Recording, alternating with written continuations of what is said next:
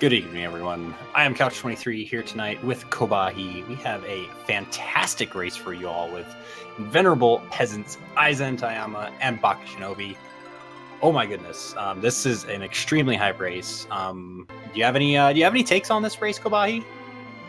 I mean, with the quality of the players in the entire league, like, this is anybody's race. It could go any way. All of these players are excellent. Any of them can execute a seed to get the win. So it's going to be exciting to see what they find and where they go and who gets to Zemus first. All right. Well, knowing you as a veteran racer, what do you feel is a good opening play here, especially with these new flags that are, no adamants is quite a big hurdle there for some of our runners. Yeah, so with no adamants, you know that early on you're probably going to want to do a little bit of looting just to try and get some gear up. Maybe find some of those J items in shops to make your plays a little earlier. We are starting with Rosa, so we do kind of have a healing taken care of, although, at first you might not have as much damage as you want. Yeah, it looks like we should be going here any second, but Rosa start is always fantastic. You got a healer throughout the whole game, especially late game. You don't need to worry about healing for Zemus or anything. Even if you're doing reflect strats, you still have a damage dealer right there as well with the white magic. No, definitely, she is probably one of the most sought after characters in Free Enterprise, just from safety and ease of final boss.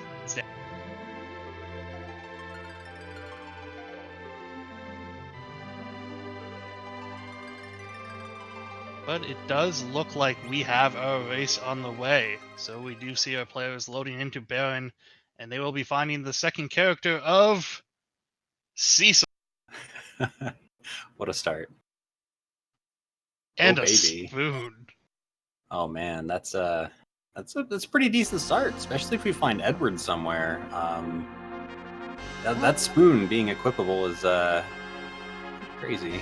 Sadly, we don't actually have the spoon flag on for this league. That's right. See, Data doesn't even know the flags. Look at that.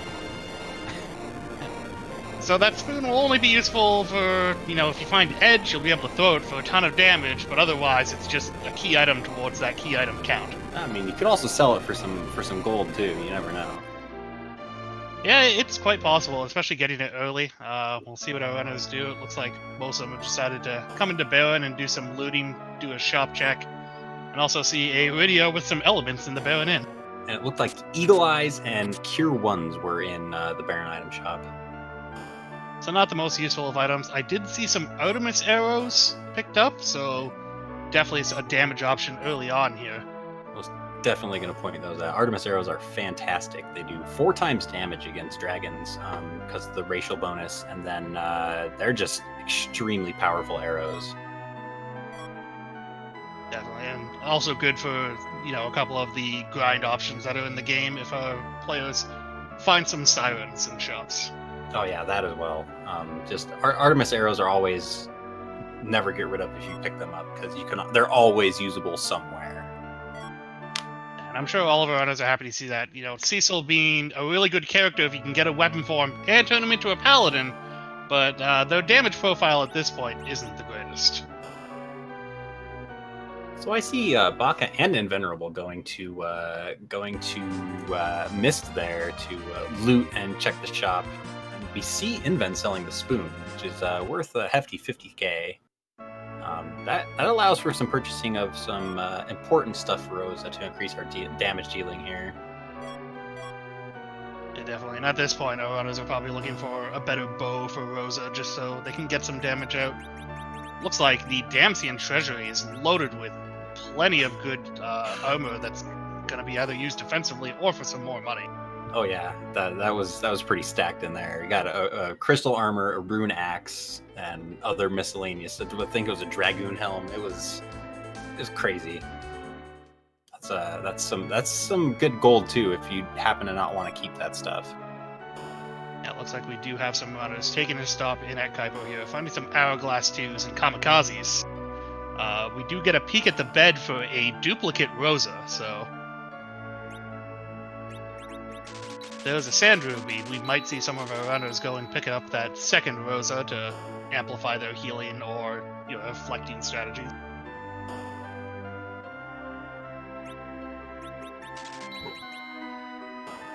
Looks like Eizan's going to be the first one to take a dip into a major dungeon. We're going to see Eizan dip into Antlion Cave here. Generous with treasures. There's, I want to say there's like 15 chests in here. Oh, wow. Invenerable checking the Octomom spot and finding the Mist Dragon. Ooh, that's spicy. It's a spicy find right there. For those of you that don't know, normally in Final Fantasy IV, Edward gives you the Twin Hope in Troya.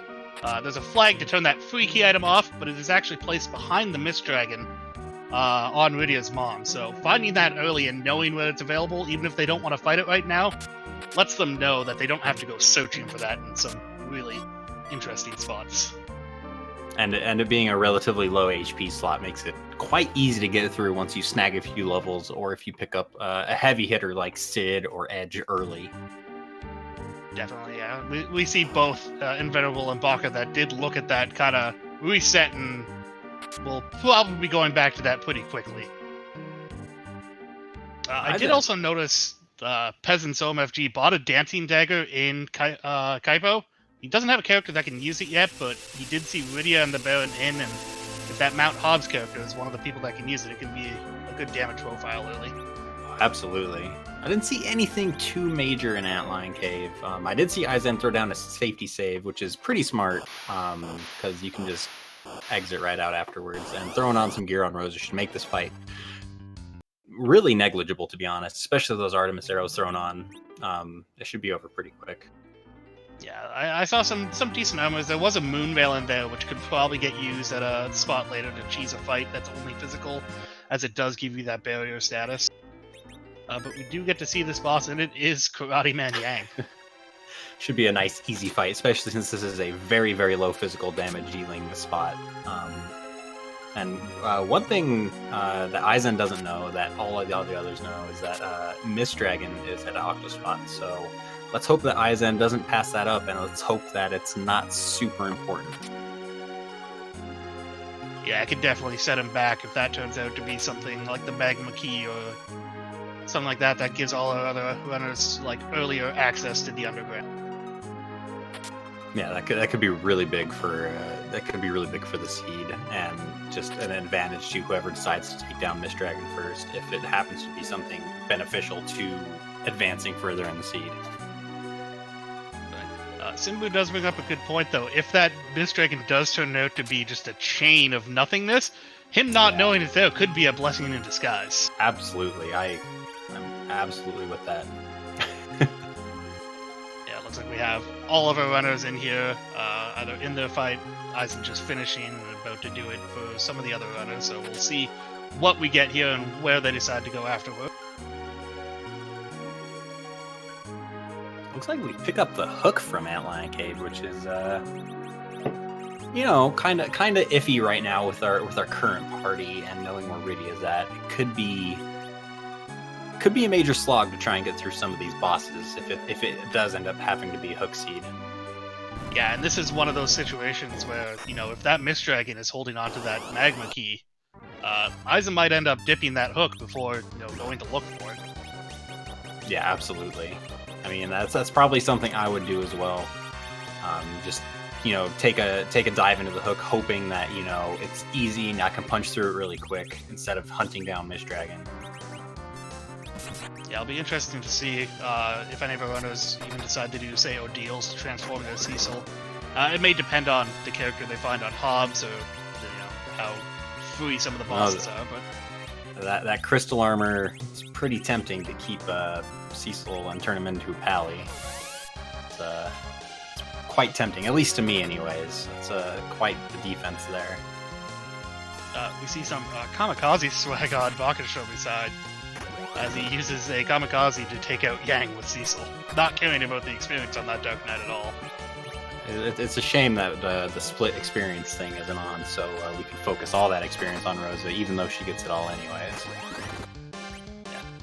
And to answer the question in chat, yeah, this is a randomizer of Final Fantasy IV, so characters you get, key items you get, treasures, the bosses and locations and everything are all randomized depending on the flag set. We actually do find one of those early hard hitters in Sid on Mount Hobbs. Yes, Mount Hobbs.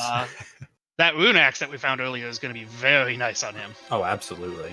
Especially with that 4 times racial damage to mages. That's very beneficial, especially for a lot of the monsters in the game. Well, a lot of the trap chests, anyways. Yeah, we do find Bahamut. Looks like I think most runners found at least a Moon Veil or a Star Veil, so should be making pretty quick work of this, even if he gets his Mega Flare off. Yeah, absolutely. Getting some extra damage there with the Kamikaze on Sid. Decent, almost 800 damage. We do actually see Bakashinobi immediately diving that hook, probably looking for the shops. I think I did see Cure 3s in there, and probably looking for that extra character to round out his party here. I do see Star Veils and Cure 3s, and Illusions. Very, very good shop here in Eblon Cave.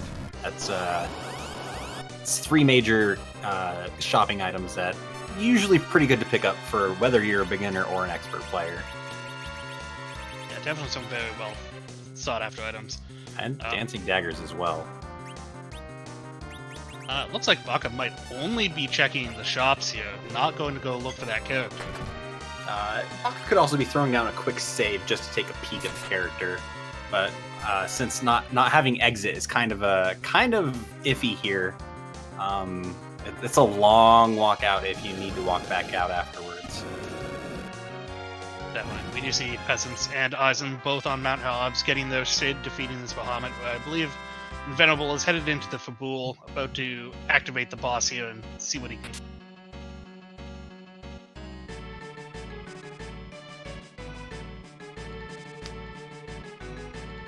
I believe those were actually vanilla white arrows in that vanilla chest in the top of Hobbs, if I do remember right. So that's nice. I'm gonna trust you on that one. I don't remember what's in that vanilla chest. I'm pretty sure those are white arrows up there, if I remember correctly. Looks like we find the Dark Imps in Fabul. Hourglass will make pretty quick work of them with some of these AoE J items. Bakashinobi also finding coffins in Silvara, so another very useful item. Baka's getting all the shopping knocked out of the way, which personally I like. That way, you have a completely prepped inventory ready to go for whatever you run into, and you can just knock things out one after the other instead of okay, I'm gonna go do Fubul, and then I'm gonna go shopping in Silvera, and then I'm gonna go do Baron, and then I'm gonna go do more shopping. Just kind of like knock everything down into one thing. I like that from Baka. It's pretty smart. It also sets him up knowing if he can find sirens, it might entice him to do an Ordeos play because he can pop one to do a double Lilith grind to get a few levels on his character. Oh man, and an Excalibur from Fabul that's pointing even more towards Ordeals right there. Yeah, I'm pretty sure that's going to be on the menu now for Invenerable and anyone that does this Fabul fight to push them up Ordeals. Oh, definitely. I mean, Crystal armor as well, man. Yeah. Especially with the impending thought of maybe a hook seed going through, they're going to want all the power they can get. So we got Hourglass 1s and Silk Webs in Fabul, which very good items. Hourglass 1's much cheaper than Hourglass 2's. Not much of a difference besides the amount of time that the enemies are stopped. That's about it. Yeah, it's very nice to find the Hourglass 1s for the money reasons.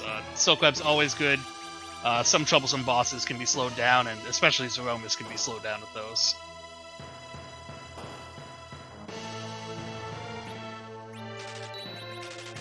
Isaac going to be getting that Excalibur soon. Just punch through those 3 Dark Imps. Did not have any life potions, unfortunately, which Baka will have the advantage of when he gets to rule to life glitch some of these enemies.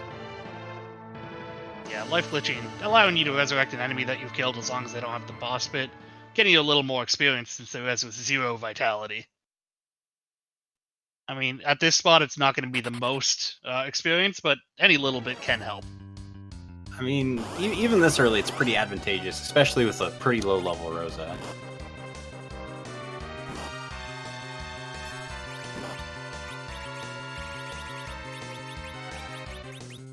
Eisen's finishing up his Fabul while Peasants enters the battle. I'm pretty sure we'll see Baka head over there soon.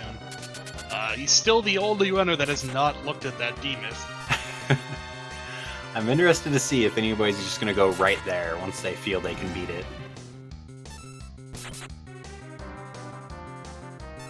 It's like Invenerable has hit that point where he wants to know what other items are available to him. Finds, Sirens! And Starveil's Cure 2s. Another really nice shop on the overworld here. That's a pretty stacked shop right there.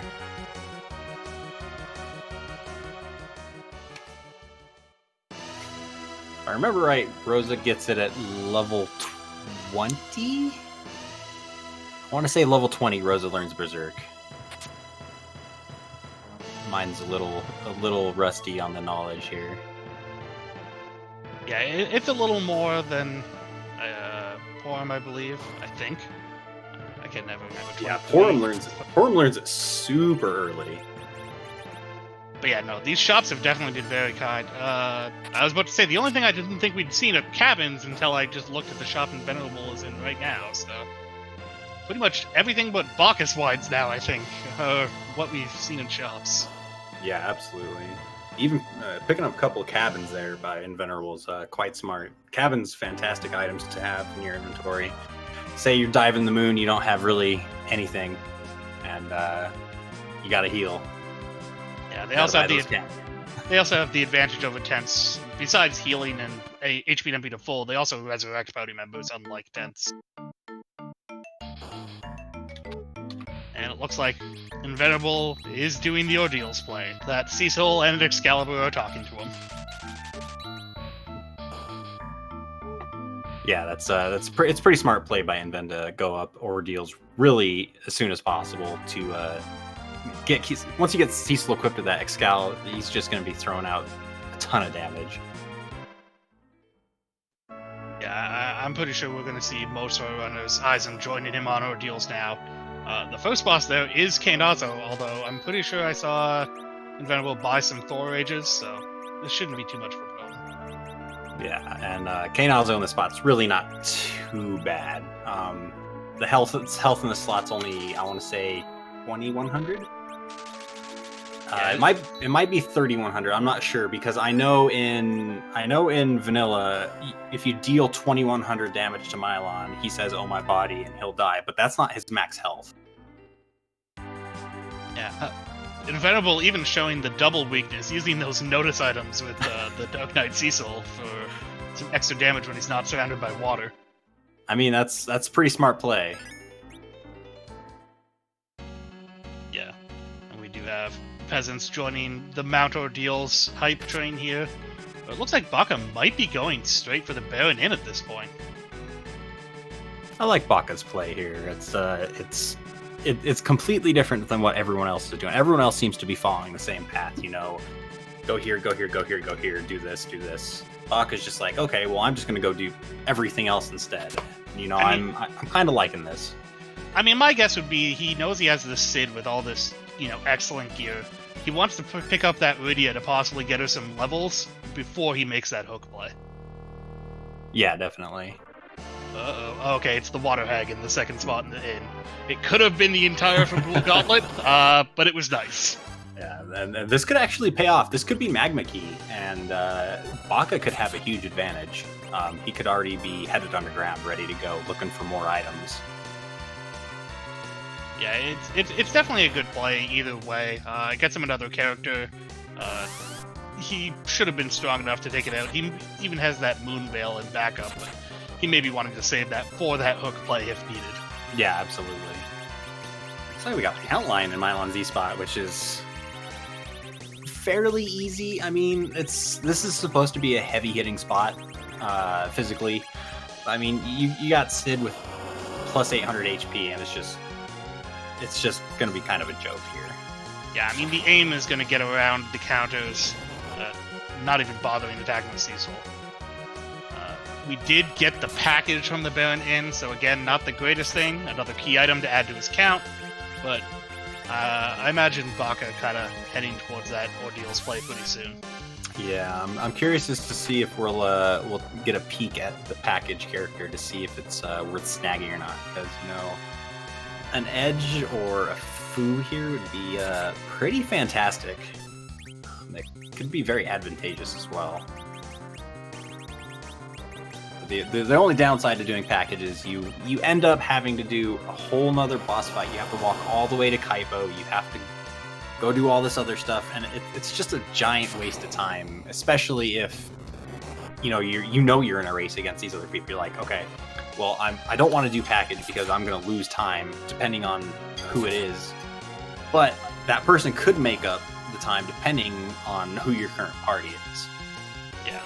Oh, wow. Mount Ordeal's giving us the Darkness Crystal. That's going to pretty much open everything up at this point. Ooh. And with an Excalibur Cecil and some decent armor, it is possible we could see an early moon from one of these players. I mean, Mountain Sirens as well. They could grind. Yeah, I'm thinking we're going to see every single one of them go to the moon. I know 3 of these 4 runners quite well. Another one I know fairly okay, and I just have a feeling they're all going to go just dive moon ASAP, especially Inven. I mean, that's what he's known for. I mean, the question is, you know that about these runners. Do they know it about each other? And if they do, who goes against the grain? That's a very good question. Somebody could be like, oh, okay, well, I know that Inven's going to go to the moon. Well, it may encourage me to dive this hook, because we don't have any other key items open except for a hook. So we're either going to see a hook dive or a moon dive. So I'm actually pretty interested. Yeah.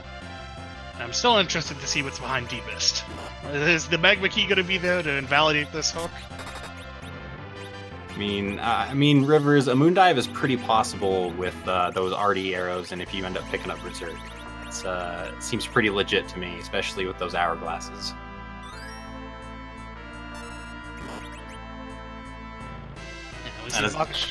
Go ahead. Sorry. I was going to say, Bakashinobi, with that Rydia, he might have also been going with the fact that he did have that Dancing Dagger. Rydia can throw that for some extra damage, so he got through that Kainaza a little bit faster than other runners, but still, Sid took pretty good work of that no matter what it was.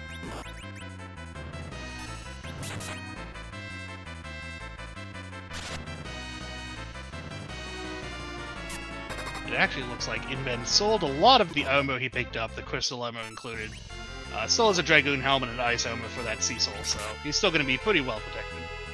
And it's nice there because I want to say that the Dragoon helmet is going to override that ice armor weakness to fire, since it does have half damage to that fire.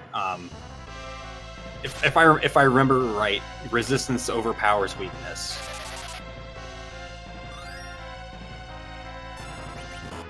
Sounds right, but again, one of those things I've never really delved too much into. It's fair enough.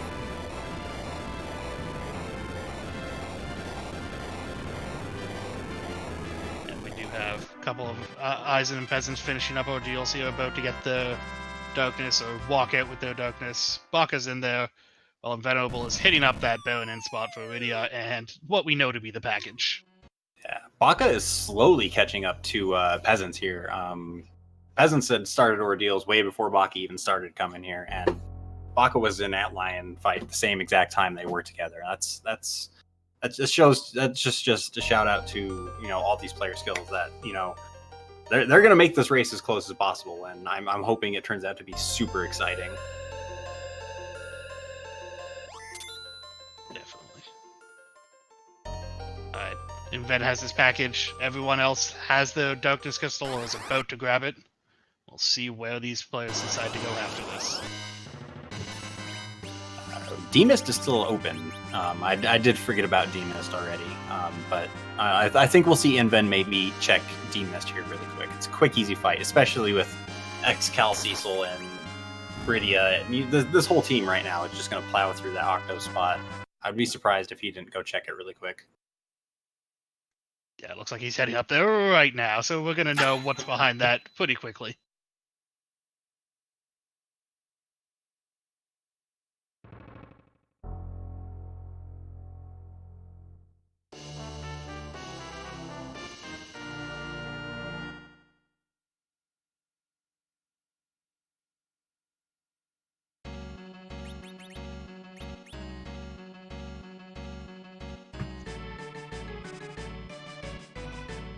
I didn't actually see. Did Invenerable kill Rydia off himself? If so, he might be setting up for a slingshot on the moon.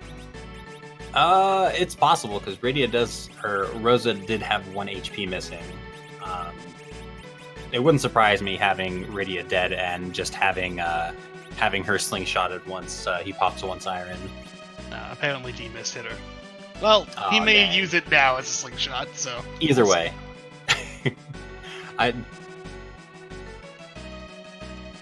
Interestingly enough, we have eizantayama loading up that big whale, lunar whale, right away. He is one of the runners that does know that the D-Mist is there, so... Be interesting to see if he's decided, I'm going moon, this is my point. I mean, it's good to dedicate to a certain play, and Enven's gonna go check our hook character as well. It seems after we check the D-Mist spot. Yeah, he may also do a quick check on that boss if it's something that looks easy. He may go through. If not, he may turn around and go to the moon. We shall see. Yeah, definitely. Oh man, that could be. This is a big coin toss right now. What to do? Wow, the D-Mist does have the magma key. Oh my. That is possibly huge for the 3 runners that know that D-Mist is there. Yeah. I would think that the 4th runner that does not know where D-Mist is might take a quick peek at a couple of spots before they jump to the moon or decide to dive that hook, just to be safe. And Baka is loading up the whale right now. It's possible he's going up there thinking that hook was the only route underground. Sadly enough, we know that even if he finds all the pieces on the moon, he'll have to go through that hook if he doesn't look for D-Mist on his way back. That's a good question, Lore Master Motas. Do you check magma, or do you go magma and check the underground, or do you check the 7 spots on the moon? It all depends on how comfortable you are with the moon play, to be honest. There's quite a lot of scary spots up there. Me, personally, I would go underground. Yeah, I'm not sure what I would choose in this point. Like, I don't know if I would have checked for that Mist Dragon right away, although I might start doing that from now on. But it's one of those toss-up things. Like, with the equipment I had in the Cecil, having sirens, the moon is pretty enticing to me in a scene like this. All the more reason not to go, right? I don't know. Knowing if I were in this race, knowing my opponents, I would probably go underground. But I mean, it's really just a flip of the coin, to be honest, because you don't know. You have no idea. Yeah, it does look... Yeah, peasantsomfg is going to go grab his magma key after this D-Mist. Interestingly enough, Invenerable threw the key down the well, but has now gone to the lunar whale. I think he's just getting the well opened up so we can travel underground if the moon happens not to pay off. That would be my guess, knowing Invenerable, but I mean, who knows, to be honest. Looks like Eizan is heading through Eblon Cave. Gonna go check our character and maybe take a dive through the hook spot, which is gonna cost some time, especially knowing what we know. Yeah, definitely. I mean, Baka is kind of going through as well. Baka was the only one that didn't know the D-Mist was there, so definitely an interesting play by Eizan, kind of not going back for that D-Mist and seeing what it holds. In fact, he hasn't even done the Baron in. So he doesn't even have Rydia or that package that he probably wouldn't use. And honestly, having more characters is nice because it changes how the ATB actually flows together. The more people you have, the more turns you can get off, stalling your opponents a lot more.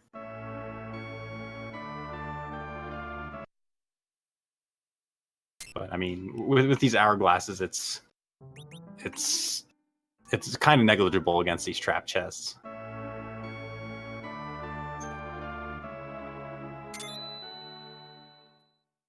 See Baka finding that exact same chest with the 2 stale men. See if Eizan gets a nice reward from beating this. Just an ogre axe, so not really that great, but some experience. Whereas Peasants gets his magma key and realizes he can literally go anywhere now. Eizan snags a Dwarf axe And a Palom. Oh my goodness. Pretty solid character, and not a bad item pickup with that dwarf axe in one of the chests in Eblon Cave. That will automatically back row whoever equips it, which the only three people that can are Sid, Cecil, and Kane. And now you have Palom for, a quick, easy grind. You can get Quake relatively quick versus Rydia, who learns Quake, I think it's like 42 or something crazy like that. Yeah, I'm interested to see if Eizan continues to go all the way through. And it looks like that's what's going to happen. Yeah, so he is going to continue through. Interestingly enough, it was one of the lunar bosses in the Ugarte spot, so it could be anywhere from easy to hard, depending on who it is. That's quite a toss-up. Yeah, definitely. Especially if it's like Plague, you got Star Veils. If it's Lunar Dragons, again, Star Veils. I mean, Star Veils are the solution to pretty much all of the moon bosses. I mean, interestingly enough, because the Magma Key was available, that could even be Wyvern. It could be, yeah, that's very true. That could be, that would actually be a quite heads up to Eizan going, hey, Wyvern can actually block underground access. Going, oh, okay. I mean, with Star Veils, they'll be able to take him out, but it'll also signal to them there was another way underground. Yeah, exactly. That would actually be a very huge tip-off. And it can't be Kainazo. It can't be Valvalis either, if I remember right. Yeah, but we do have one runner on the moon about to do a grind, and one runner underground doing a grind, so... a couple different, tracks here for our players, and we'll see which one pans out better, but... Yeah, I mean, there's advantages to both grinds. One is obviously faster. The other is closer to the moon. It just depends on what your play is. I would assume from what Peasants is doing that Peasants is going to continue underground, get that diving done, clear out all the spots that they can, and then go to the moon. But with Invenerable, he's going to gain as many levels as he possibly can, throw the experience where they can, and just get some power up. It's just really a matter of getting the hourglasses off in time and destroying them with those Artemis arrows. Yeah. It looks like Baka, after getting that Palom, is backed out of Cave Eblon again. Going for some Sirens and moves more Star Veils. It looks like he still has a healthy amount in his inventory, but be interesting to see if he ends up going to the moon here instead. Yeah, the one thing I'm worried about with Inven is he had 4 Artemis arrows left before this fight started. That's going to push it close here, especially not having Berserk. Seeing as how if you do Berserk somebody and they have a bow and arrow equipped, sometimes, depending on the situation, that will allow for basically to have infinite arrows, because technically they never get another turn. Their command box never comes up, so they never lose that last arrow. I'm sure I didn't explain that very well, and I'm sure there's plenty of people who in chat who can explain that better than me. But I gave my best stab at it. Yeah, looks like Baka has decided to come up to this moon. Gonna get himself a second Palom up here, with the one from the hook as well. We do have Peasants kind of checking out the Dwarf Castle, looking for some more items. Finds Maid Kisses only in that shop. I mean, 2 Paloms is pretty advantageous. You mean that's 2 Newt casters you got right there who can absolutely wreck that Zeromus fight basically by themselves. Especially having Rosa and Rydia as well. That's that seems like a reflect fight to me. We'll see what Eizan decides to do here. It looks like he's getting rid of Rydia for that second Palom. So keeping his physical crew of Cecil with an Excalibur and Sid. Yeah, unfortunately, Rosa's out of already arrows, so that damage output's going to be a lot slower than Peasant's Grind. Looks like King Queen Eblon at the doll spot. It's not too bad. Pretty easy fight. That spot usually has like around 9100 HP, roughly. Yeah, it's also worth a decent amount of experience. Not as much as an egg, but it's going to give him another couple levels. Well, Eizan's kind of getting beat up by this Pale Dim here. Yeah, Wells. It looks like Eisen is the only one who took the hook bait. They did not do Baron in, nor did they do demist at Octo.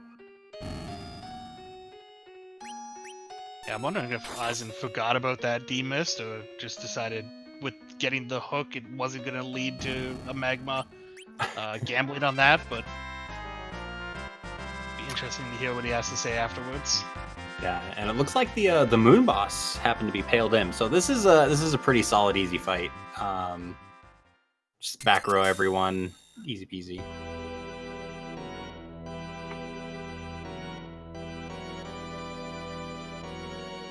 It goes down. Sadly, that was the King Queen Eblon spot, so there is a second Moon Boss right behind it. Fair enough. I checked over a little too late, and I figured, hey, Pale Dim, Moon Boss, that has to be Ruby, right? Yeah, so and go ahead. I was about to say, Eisen actually keeping his Rydia and Palom dead for this first dragon. I think he's trying to set up for them to get a bunch more extra levels doing a second Siren here with a slingshot. Yeah.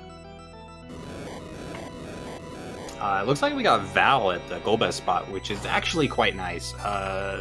Val's Fizz evade at this spot is not the greatest. It's very, very easy to hit her here. It's pretty much a negligible fight since it only has 3,000 HP as well. Oh no, it's Ogopogo. Oh no. This is probably one of the worst things that can be here. Yeah, that's a very doo-doo boss to get in this spot. It's... Oh, man.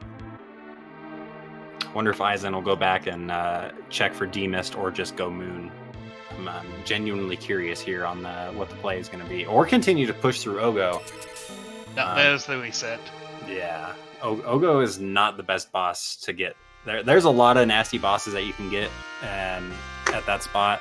And Ogo happens to be probably one of the worst, besides, like, you know, Kainazo or Valvalis or Odin.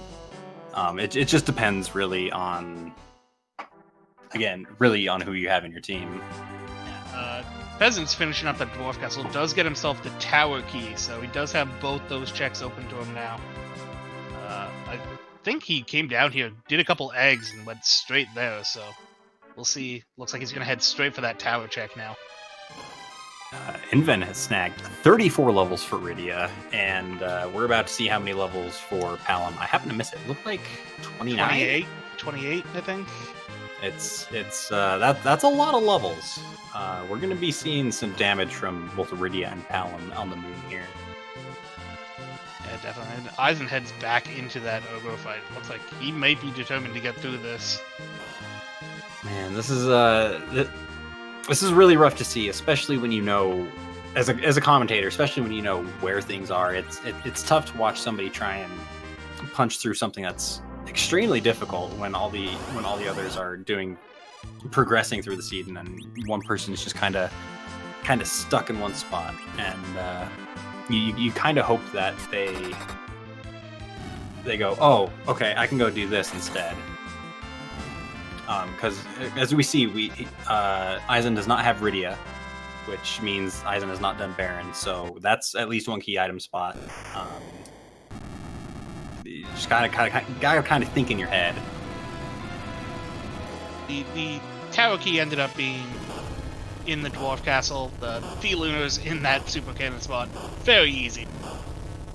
That could be pretty big for Peasants as well. That's two spots that relatively quick to check, and two relatively easy boss spots as well. One just happens to have a lot of HP, but their stats everywhere else are kind of doo-doo. But these two key items that Peasants is going to get really quick here, really advantageous over the other ones who are on the moon and currently still grinding. Although all of these levels, if they do end up having to go underground, they're going to make pretty quick work of this stuff. I mean, nothing has been too difficult so far, so Peasants has been going through pretty quickly. Yeah, absolutely. Peasants also did a few eggs, if I remember right. I want to say they did 2 or 3. Yeah, he did a couple eggs and then headed into Dwarf Castle. Oh, and we have DKC at a Dr. Luggage spot. The only disadvantage to having Dark Knight Cecil here is the high HP spot.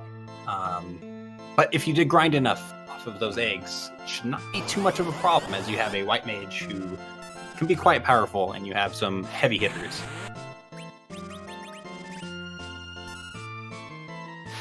Only doing like a 300 or so with that wave, so even if he doesn't get a heal off. Yeah, easy peasy. Don't even gotta do anything in this fight. Poor Idia.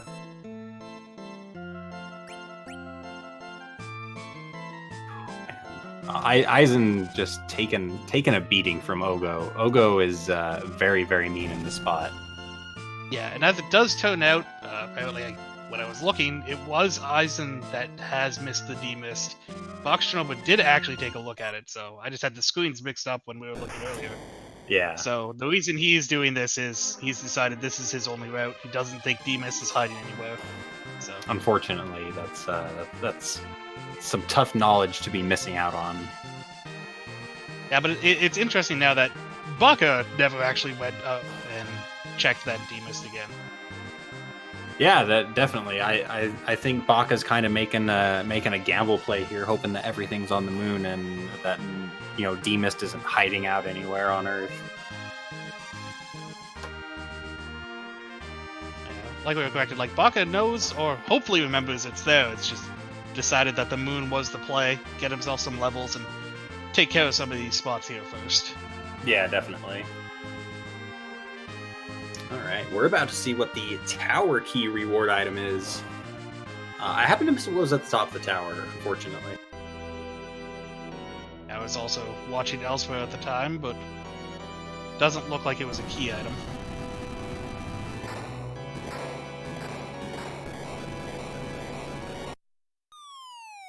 Aizen's still chipping away at Ogopogo here, which is quite good. Being able to survive these waves is no joke. Oh, Baron Key atop the tower. That's another. Ooh, that's a good item to see there. We got the Adamant here from the Tower Key, which happened to be behind Dwarf Castle. So peasants already halfway there.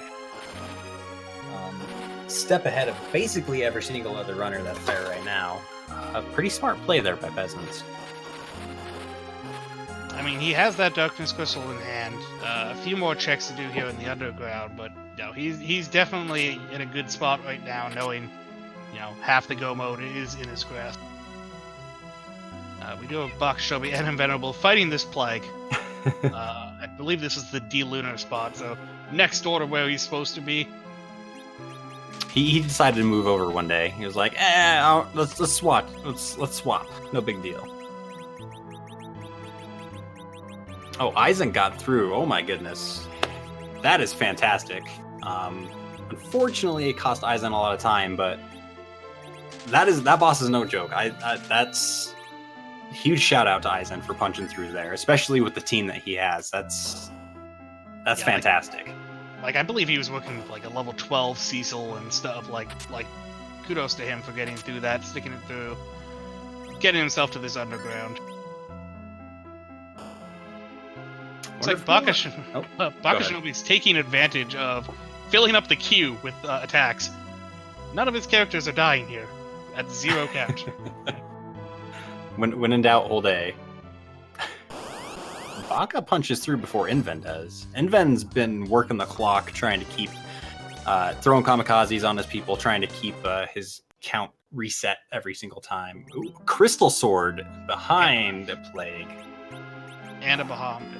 Bakashinobi also did the grind a little faster. He still had those Artemis arrows available and was able to punch through those gold dragons really quickly. Yeah, this is that Crystal Sword is really advantageous. It's pretty crazy. It's gonna start throwing up damage quite a lot more. Seeing as how it adds, I want to say it's plus 15 to strength, and then it's got like 155 attack power. It's pretty absurd how strong the Crystal Sword is. Yeah, like even over the Excalibur, which they had. I mean, it's the second strongest sword, but the Crystal is just in a whole nother category. Oh, absolutely. Oh, and a free fight at Plague. Baron Guards just throw a couple coffins, no big deal. Not even bothering to life glitch them. Don't even need to. This spot doesn't have a lot of experience anyways. I think it's only like 23,000 or something total. So it'd only be an extra 10k.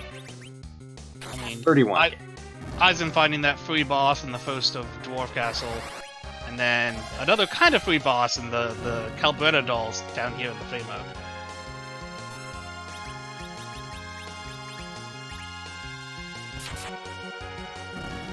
Sadly, that free boss only gives you a ninja shirt, though, and Baka just resets out, doesn't even care about it, wants to keep his low agility Palom. Absolutely. So we got dolls. I didn't happen to see what spot dolls were in, but this is a pretty easy fight, especially with hourglasses. Those blue dolls are actually susceptible to all statuses, since technically they do not have the boss flag. So if you throw an hourglass and you kill the front red dolls, you don't have to worry about getting big doll here, as that will completely stop them. Sure, a spot. Cool. And he finds the pass. That could be huge, especially if we find the Legend Sword down here. It looks like Mega Sisters are in the Leviathan spot. I know he does have a Rune Axe. He might be able to take that out here, too. Might just wanting to go heal first and save with that pass. We do have Bakashinobi with the original Mylon fight in Ogopogo spot. I see a Berserk Cecil just quad-9ing these zombies with that Crystal Sword.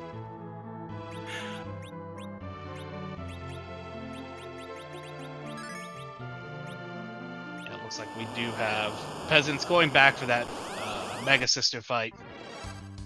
And Invenerable following right behind Bakashinobi for this Mylon fight. Yeah, this fight's pretty much a joke, to be honest. Mylon's going to have, like, no damage here. Even with the lit ones, it's not going to be doing too much. You're seeing we're only triple digits while Inven's got, quad digits on everybody. It's basically a no threat. Seeing triple digits on that is actually impressive. Normally that lit one doesn't do as much damage. That's fair. That's fair. All right, you got me on that one. eizantayama's made his way through Dwarf Castle. He's going to get himself that tower key, which we do know holds the adamant. So, as Simba was saying, the physical in Ogopogo spot could hurt. It is fortunate that Mylon does not physical that often. I want to say it's 1 every 4 attacks. I want to say it's 3 lit ones and then a physical. Don't remember exactly the script that Mylon runs. And we get a Protectorate. So far, besides some really good equipment, the moon has not been very kind key item-wise.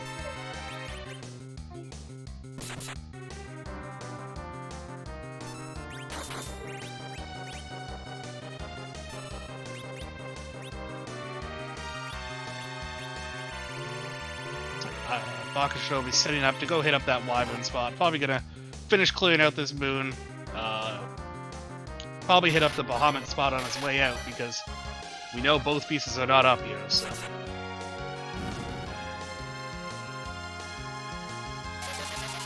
So the Maga Sisters here proving to be somewhat of a threat, but Sid with that fancy Rune Axe does not care. He's going to plow through them like it's nothing. And the Excalibur Cecil doing still pretty decent damage, and a little faster than Sid. So yeah, so they're throwing up probably about equal damage.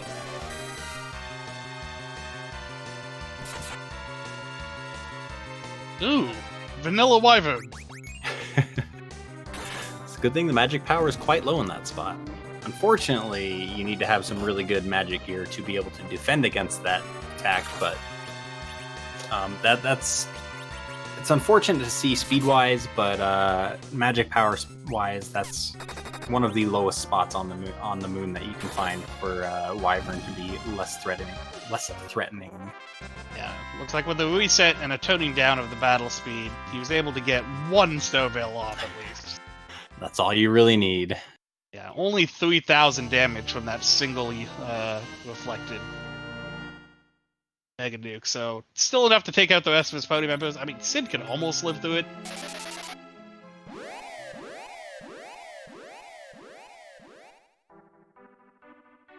It looks like it was a Drain Spear from the Magus Sisters. That's pretty hype, as it's the Drain Spear, and it drains things, mostly your stats. Yeah, luckily with that low magic, that reflected Duke from Wyvern only did about 1200 to Cecil on Baka's side. Wyvern's always unfortunate to find, but it's always good to see him when he's in a spot like Vanilla, or if he's at, the top of the tower with the lowest magic attack in the game, or at Plague, or one of these random spots with the lower magic attacks. It's always like, oh, haha, you're not threatening. Yeah, it looks like Bakashinobi's got his party pretty much healed up. Cecil's eaten a couple of those nukes and still standing right now, and Venerable's setting up. Should take pretty quick work of it. Well, Woobear, I don't know if you've seen The Rescuers Down Under, but you can use a tail to pick a lock. That's a fun historical fact for you. But Peasants making the run at Baron is pretty good. It's two bosses and a character, which we already know who all our characters are. Yeah, it'll be interesting to see if he goes for that Odin spot afterwards, too. Did you see Baka finally taking out that Wyvern? As Eisen picked up that Baron key, about to go into the Super Cannon, which we know is value. Ooh, you see a rat tail as a reward from Wyvern. That's intriguing. Do you ditch the moon with that knowledge and head back and check and then go underground, or do you continue and just finish the moon? The only reason I'd think to ditch is if you had one piece of the crystal to do like a safe scum check to see if it's the other piece, but I feel like Baka is probably going to finish off the two bosses he has on the moon before returning to the Earth for everything else.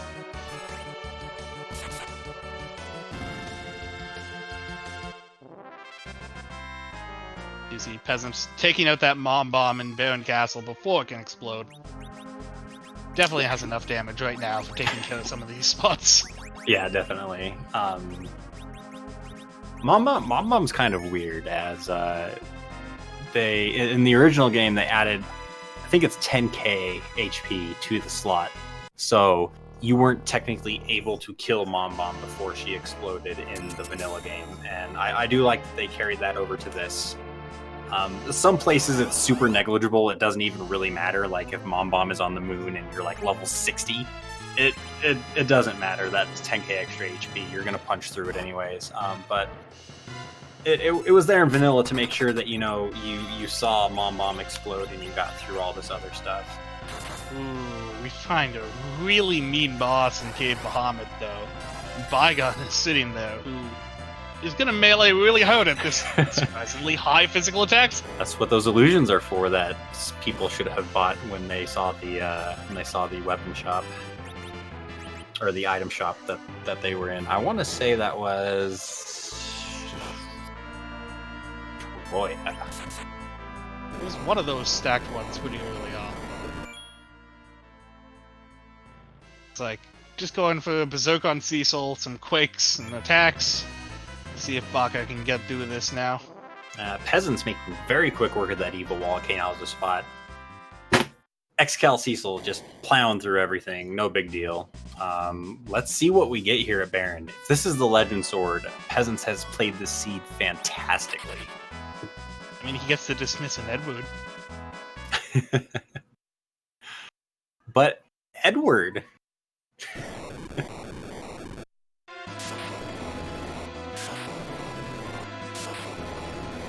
Invenerable taking out that Wyvern, getting his own rat tail here. I'm going to say, Eisen finding Bacchus wines. That is a fantastic sight right there. I definitely missed those when Peasants went through, I guess, the Finmark or they're definitely a really nice thing to find. I think that was the one thing we noted early on that we hadn't seen yet. Yeah, I just happened to notice them on Eisen's screen. I didn't notice them when Peasants was shopping. I just happened to either not be paying attention or checking another screen. Ooh, we do have value in Cave Bahamut. Oh, man. Half on the moon, half on Earth. We got the Luca key from Baron. That's intriguing. Wonder if we're going to see a quick peek. We know Legend's not going to be there, but will Peasants take a peek to see if the Legend is there? Or after the spot, will they go right to the moon and be like, okay, I can go get more items up here? Yeah, it'll be interesting to see what route the Randos take here. You know, the ones that went to the moon, what are they going to hit up underground first? And the ones that, like, if Peasants eventually gets up to the moon when he runs out of things, oh no, that's going to be the Fupula Gauntlet. He actually just resets it. Yeah. Baka, back on the Earth, making the underground play. He still hasn't killed that Demus that he knows is there, but he might be going to turn in that rat tail right now. Maybe, and then hoping the other half is there, which we know is not. We'll see if Baka goes to check that Demus and picks up that magma key. Got a Shura Pale Dim on Inven's side. Not going to be too bad of a spot here. You just got to get a wall up on her, and then you're pretty good. Physical attack, medium, I'd say. But once you get a wall up on her, it's no big deal. Yeah, so Baka does receive that Earth Crystal from the Rat Tail. We'll see what he decides to do. Interestingly enough, I think he skipped Pale Dim. I don't know if he ever actually went there. Did not. And he might actually be going to dive that hook, or going to finally return for that Demist. Oh, he's gone. Oh, baby. That is a very, very smart play by Baka, especially knowing what we know. That's going to open up the underground. Will we see Baka go to Dwarf Castle right away, or will we see the quick free item checks? That's an interesting one to me. Yeah, it'll be interesting to see what he decides to do, like, between Feymark and even Sheila 1, knowing that he only needs one item left at this point. Peasants is taking that Luca key check. Didn't happen to see what the item was, but we saw a save. So that must mean... I'm looking around. The only thing it could possibly be is the pan, because he does have that pass, and everything else, I believe, is accounted for. It's a pan. Ah, that is unfortunate. If the boss here is hard, I would almost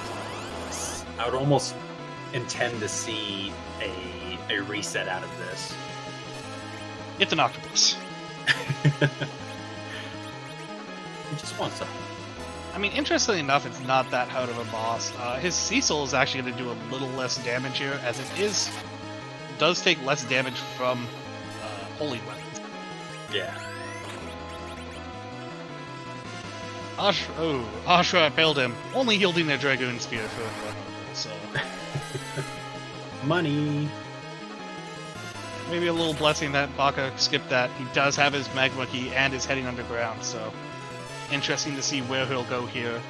Eisen, in that Bahamut cave, where we know the legend is, just grinding up right now.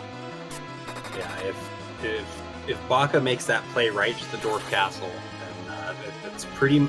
I don't want to say that's GG to Baka, but that's a pretty advantageous lead right there. Yeah, it'll really be interesting to see, because I bet you Baka is pretty happy with his party composition right now. So a 2-boss check for a party member and 1 key item might not be what he wants to do.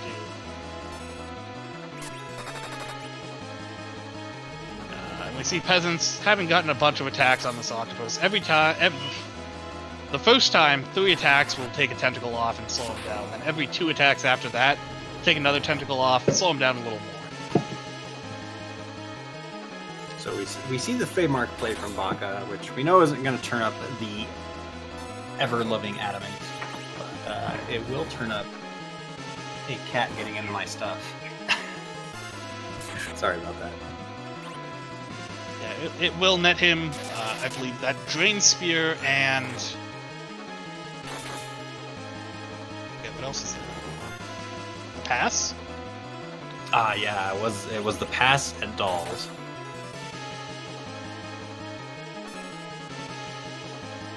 We do have Inven in that Baigen fight that will yield him a Legend Sword now, so that is his last check up here on the moon, so we will see him returning to the planet pretty quickly after this.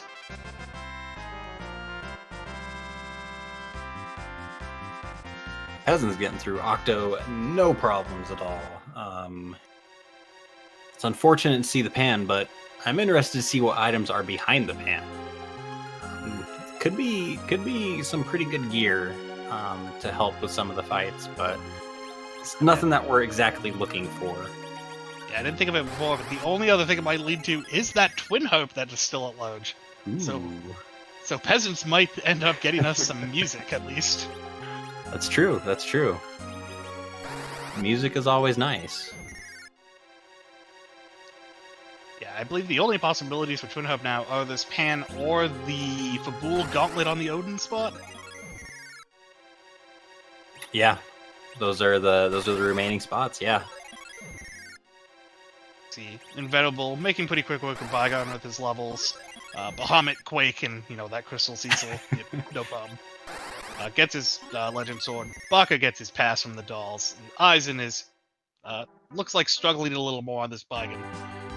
Not quite having as many levels as the other owners.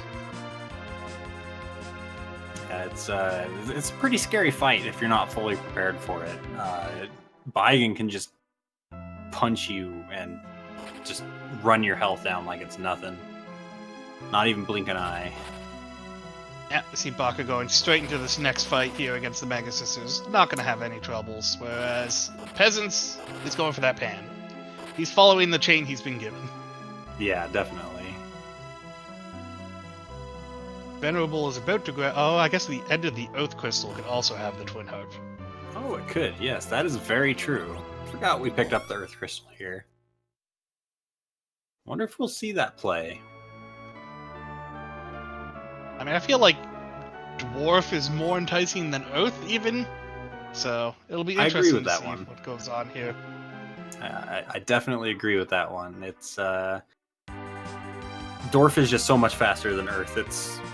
There's no comparison. Earth, you gotta run all the way up the tower. But it looks like Inven's gonna take the quick free check as well. I mean, there's absolutely nothing wrong with taking a free check, especially with the chests that are around it. You can get some more gear that you might need. It's smart play.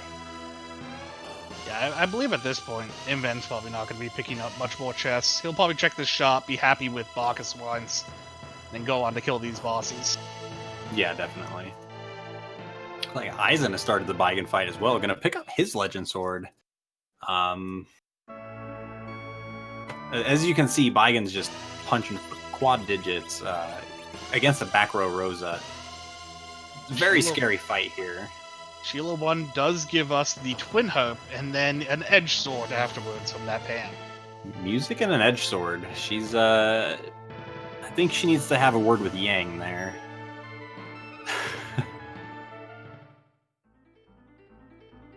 It's like Baka, Cecil is making quick work of this, even with some of his other characters going down, so... There goes the Mega Sisters and incoming Drain Spear. Eizantayama does get through Baigen, does get his Legend Sword here. And Baka getting that Drain Spear hype. Because, Drain Spear. It's probably literally the worst item in FF4. It looks like Peasants has decided to forego that Twin Hope and is heading up to the moon now. Which we know is the right play. It'll be interesting to see where Peasants goes. Will we see Cave Bahamut check instantly? I'd be intrigued. The memes. Will we see meme pandering checking that value of Cave Bahamut? Oh no, Baka's at the tower without the tower key. Uh-oh. Oh no. No. I believe this only leads to a Baron key and not the Adamant. That's very unfortunate seeing Baka go up here without the tower key. It's almost a little heartbreaking, to be honest.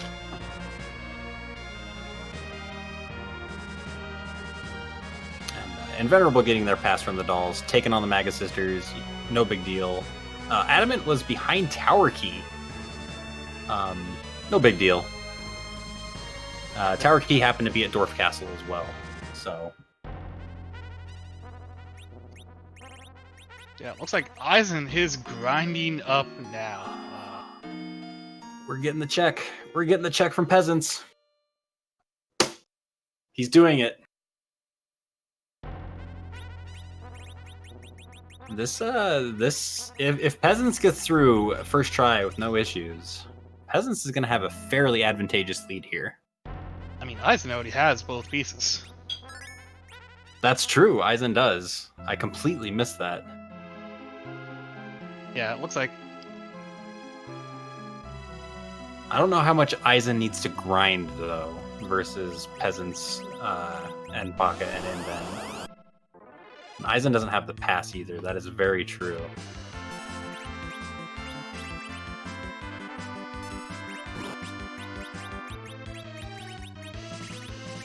And I believe even turning the crystal in only puts Eisen at 9 key items, unless I can't count.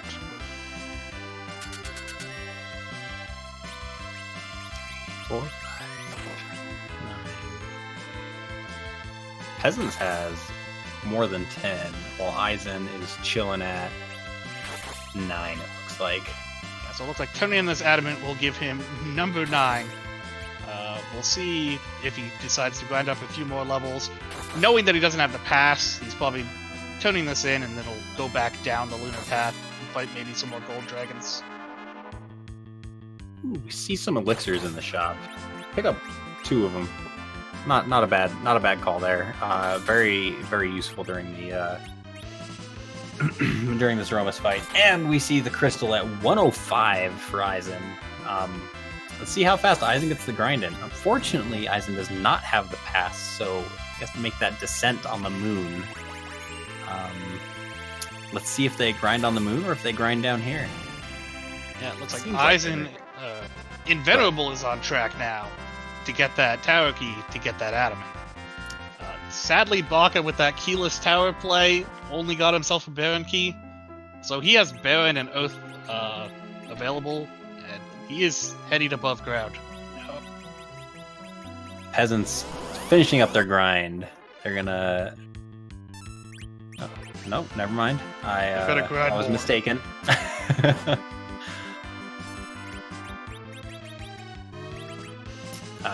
Inven having 0 issues with King Queen Eblon at this level. Just gonna make chop suey out of them, no big deal. And Val's gonna be even a bigger joke. If I have a feeling Inven may pull this one out, depending on how long Eisen needs to grind. Yeah, it'll be interesting to see when Eisen decides he's ready to go. Looking at his characters, he probably wants a little more health on his Rosa. Probably going to go with a Berserker strat here with Yang, Sid, and Cecil. Baka taking the Earth Crystal bait. Yeah, so it looks like Baka's decided to make the play Earth Crystal, which is actually, what he's done, going to put him right outside Baron, which he also has the key for, so...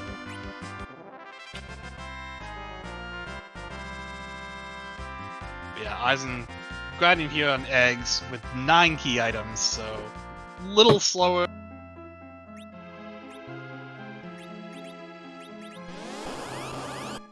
Be interesting to see how many of these sirens peasants wants to do here before he ends up going for that bargain fight. I'm not thinking too many more. Looking at these HP values, I want to say Cecil's probably around like 46 or so. So that should put the rest of his party roughly around the same. So, well, yeah, besides Rydia. Rydia's probably around like 39, 40. And it looks like Eisen might be done grinding, so he might be heading up to the moon now to go to his own fight.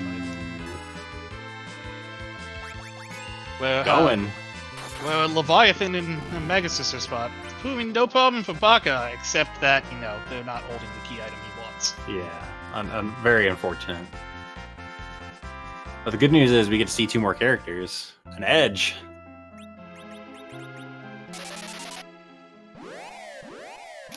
And the thing is here, we're going to see the difference between pass and no pass, as Eizan still has to make it all the way down to the core, whereas Inven just has to be like, I'm just going to go to Toroya, turn in this pass, and be like, GG.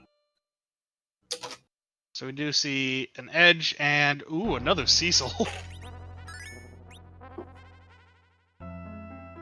Peasants leaving and saving, cabining up, heading right back into that Bahamut game. So he is not long to get into go mode here himself. Yeah, and Peasants should be pretty much already ground as well. So Peasants will just have to either go back down to Earth and use the pass, or since they're up here, just make that descent. Yeah, we do see Invenerable immediately following that tower key, so it's not long for him to get into his go mode too. And he should already have his levels and be comfortable with going to Zemus. If I must say, this seed has been quite exciting. Bosses in weird spots, key items split between Moon and Earth. It's always good to see a nice, tight race like this. I mean, I think it's going to be actually a little incredible. If Eizan ends up winning this, he is the one person who did not find that magma key and went to Ogo Pogo to get to the underground. Yeah, exactly. Eizan's had probably the least amount of luck key item wise versus all these others, except for the Adamant and Legend. Not getting the magma key from D-Mist at Octo. That's and then diving hook and dealing with Ogo Pogo at Ruby is no joke. Bakashinobi about to get some bad news of Sand Ruby. So that Earth Crystal is done for him. I'm gonna guess he's gonna head into Baron here. Venerable finishing up the top of that tower and getting that Baron key himself. Gonna go do that super cannon. He might have already done it on the way down. I didn't check and have his adamant in quick order here. It's actually gonna be interesting because he's gonna fuse that crystal and go directly to pass. Yeah, while Eizan still had. Okay. Sorry. I would say while Eizan still has a few more floors to get through, so I don't know. I think Eisen's actually going to enter the fight first, judging from the floor that Eisen is currently on. Except he's stopping to grind. Ooh. A few more levels won't hurt, to be honest. Rose is not quite at that survivable HP yet. Yeah, but this could be the time that Invenerable needs to just slingshot past him into. That's very true. The big question is, will Invenerable go with the current party the current party levels that he has? I don't think Rydia has nuke. I'm interested to see what strat Inven's going to go here for Zeromus. If it's going to be hybrid, or if it's going to be reflect. It just depends on what Inven wants to do. This is going to be quite the race. Don't go anywhere. The ending of this race is going to be a lot closer than y'all think it is. Yeah, I mean, hopefully Eisen stops at this one, just wanting a few extra levels here, and just goes right on. Taking another quick look, and it looks like he is going to start running down now. You'll probably see Eisen take a quick save here, just to be on the safe side. So, Eisen and Inven may enter Z literally about the same time, judging from just looking at where they're at. Depends on how long Eisen takes in the equip menu. Inven still needs to forge the crystal, depending on strats. Oh, go ahead. Peasant's getting his legend sword at the same time. Invenerable gets that adamant. And all Peasants has to do is go forge, and then they'll be right towards the Z fight as well. This is going to be extremely exciting, folks. Three people in the Z fight. Yeah. Bakashinobi's fighting a gauntlet. I wonder if we'll see Baka go down to Dwarf Castle after this. I'd be intrigued, because I know Baka left some moon bosses behind. I mean, the only one he left behind was the Pale Dim Ashura. Yeah, and that After this Baron check, I'm pretty sure he's at a point where he needs to start following chains. yeah, that would either be a chain check or head back to the moon. But Inven's got his crystal. We'll see if he takes the dive right to Zeromus, which it looks like he's going to do. Like I said, Eisen and Invenerable are probably going to enter the fight near the same time. Eisen a little bit before, because Eisen's like right there, Inven right there as well. They're going to be seconds apart. This is pretty crazy. Both of them doing little final menus here. Peasants doing some more levels just to be on the safe side. Peasants may not be completely comfortable with the fight. That's absolutely understandable. No fault there at all. But I don't see peasants being up on the moon too much longer. Peasants should be right behind these two. And it's about time for one of the free enterprise community's favorite games. Whose butt are we going to kick tonight? I want to say Evenus. That's my favorite sprite. It's so hard to try and guess something. There's so many. There is. I always guess Evenus because Evenus is my favorite sprite. Yeah, so it'll be interesting to see. I know Eisen only has that Excalibur on Cecil, whereas Inven has the Crystal Sword. But I'm not sure if Eisen how many more levels, if he has more levels than Invenerable here. So like this could be a very close fight. Yeah, the Crystal Sword is going to make up a lot of damage. DPS. Yes. It's Bigmas. But this is going to be a really, really close race here. Maybe 15-20 seconds apart. It's pretty crazy. It looks like Invenerable probably has like 5 or so levels on his character's extra here. Yeah. Although he does only have the 2 physical characters, whereas Eisen has that Yang instead of Vidia. And at the Fubu Gauntlet turns up Leviathan at the Odin spot. Unfortunate for Baka. Let's see what Baka's choice is here. Does Baka continue the underground check, or does Baka head back to the moon to check the one spot that they missed?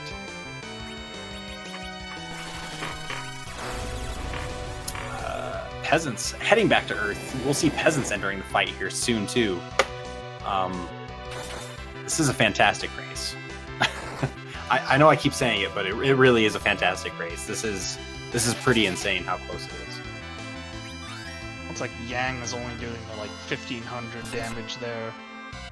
My guess is we'll see Inven do a little bit of a hybrid strat here with his mages. Yeah, we see Cecil with the Crystal Sword busting out 5,500 plus each hit versus I want to say like maybe 3,700 on Eisen's side. I haven't seen Cecil swing yet. 3,400. It's close. That is a significant damage difference there. Let's hope Eisen can stay ahead. I mean, a lot of it's going to come down to animation time. We see a nuke coming out, but only for about 4,700 damage on Invenerable's swing here. Oh, 4,600 swing from Cecil on that end. It's going to be quite close. We got 3 physical damage dealers on Eisen's side versus 2 and just reflect strats on Invenerable's side. This is going to be tight all the way to the end. I wouldn't be surprised if they were like 5-6 seconds within each other.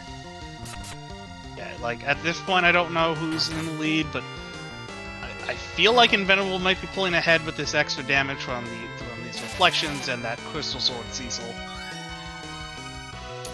Peasants headed north to Toroya to turn in that pass, to head to the Zemus fight as well. Bakashinobi getting a Luca key. Not exactly what he wants. So, looks like Baka is headed back underground. We'll see if... probably going to do a Dwarf Castle check here. Nope. Ooh, going right to Luca. Lukaki. Or Tomra. Shop. Same difference. Not. Is this Tomra? Yes. I never remember this town's name. This one is Tomra. Peasants headed to the core, about to go start their Zemus fight. Gonna find Pinkness and be ever so exciting.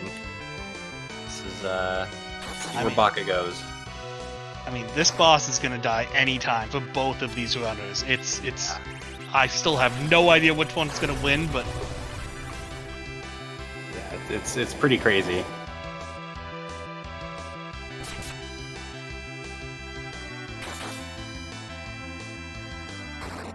Yeah, we do see peasants kind of jumping in this fight here. Unfortunately for Baka, he just didn't check that one spot he needed to, and going down all the rabbit hole. Yeah, and this happens in randomizers all the time. You get the short end of the stick on some guesses, and just kind of bites you in the butt. Nothing wrong with the way Baka played. Baka's played quite fantastic, to be honest. It's just unfortunate checks. You see a black hole come out for Eisen here, so it's going to get rid of all of his berserks, slowing him down a little more here in this fight. If Eisen picked up some of those Baka swines, it's not going to matter too much. Oh, we see Meteo. See falling rocks. And there's the flash. All right. Looks like with that, Eisen. Eizantayama is finished in first place with a time of 1:19:46. Wow. Fantastic job by Eisen. Fantastic job by everybody, to be honest. And we see falling rocks on Invenerable's side as well, meaning Invenerable is right on the tail end of this fight. Fantastic runs by everybody. Definitely. And there is the flashless death on Invenerable's side. Finishes with a time of 1:20:13. So a difference of 27 seconds between these two runners. That's pretty dang close for Free Enterprise team. Especially having an item on the moon and on the Earth, that's extremely close.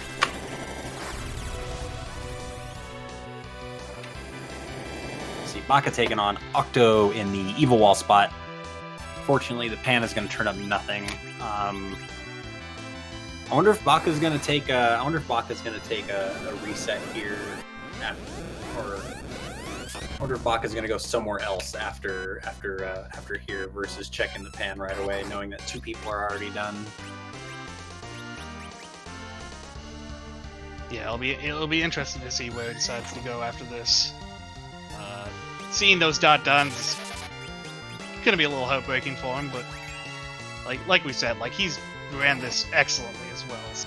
Oh yeah, without a doubt, just unlucky choices. That's the nature of a randomizer. You make unlucky choices, it happens. It does not mean you played bad. Baka's done fantastic. All the runners have done fantastic. I mean, Eisen comes out with the victory doing diving hook, punching through Ogopogo at Ruby. It's crazy. that's I don't know. That's pretty crazy right there. I don't think we could have asked for much of a better finish on two runners doing completely different routes throughout the game, and 27 seconds apart, with another player in the fight, and another one just happened to check all those small little spots and just unfortunately came up behind. Absolutely. Peasants making solid work of Pinkness over here. I mean, what else can you say besides three Zergers and a White Mage to keep y'all alive? It's an easy fight. Just let people go, do their thing. Yeah, I mean, it looks like he has about the same levels, or maybe even a little more than Inven had. So he's in a pretty comfortable spot. Baka, unfortunately, going to do that pan. Gonna do probably everything before. I wonder if we're gonna get music from Baka. Oh, maybe. And we are joined by eizantayama, Eisen GG on that race. Congratulations on first place. Yes, GG. Thanks. So that was something. Yeah, there's one thing I want to tell you at the very beginning of this interview. D-Mist was in Octomom with the Magma Key. Wow. So I did Ogopogo for no reason then. You were the only runner to actually go through that hook route, and yet you still managed to come out and win this. Like, that's quite a race. Yeah. I do have a question, though. I probably don't remember, but did I ever back row glitch Cecil for that? I think you did. I want to say that you did. Okay, because he was hitting 300, then he'll hit 1100. I'm like, okay. That's unfortunately that damage range, which can be quite wonky sometimes. Like you'll be watching damage, you'll be like, okay, I just did 2000, and the next round, okay, I just did 4100. Like, what the heck, game? It's those multipliers that you end up missing sometimes, and it can really throw you off and make you think, did I actually back row glitch, or did I actually set this person up properly? Yeah. Yeah, quickly be outjoined by Invenerable as well. GG on second Inven. Hey, thank you. But yeah, for routing, like you both took very different routes. Inven actually, Eisen didn't get the Magma Key. He went through Ogopogo at hook. Oh wow. That seems that sounds painful. Oh, it was. Hell down wasn't easy either. But Dragon Armor helped with that. Speaking of dragons, it would have been great if I had not conflated my seeds with ones I did earlier today, where I'm like, I have a Bacchus Swine in my inventory, don't I? I did not have a Bacchus Swine in my inventory. That Kickstarter was a little tricky to get going. It was definitely interesting. I mean, Eisen, you kind of went straight for that hook after seeing that darkness. And kind of doing your first checks. I don't even think, did you end up doing Baron Inn? No, I did not. Yeah, so you skipped Baron Inn as well, went straight for that hook play, did the underground. You got the adamant fairly quickly there, and then eventually made that moon play, and I believe did Cave Bahamut right away for your go mode. So Did Cave Bahamut first. Ooh. Yeah, I heard Rivers talking in the back of my head. What was the Upland Cave character? I never even went in the cave. Palom. It was another. Oh. As you got the Palom on the moon, he was getting the Palom in the hook. Nice.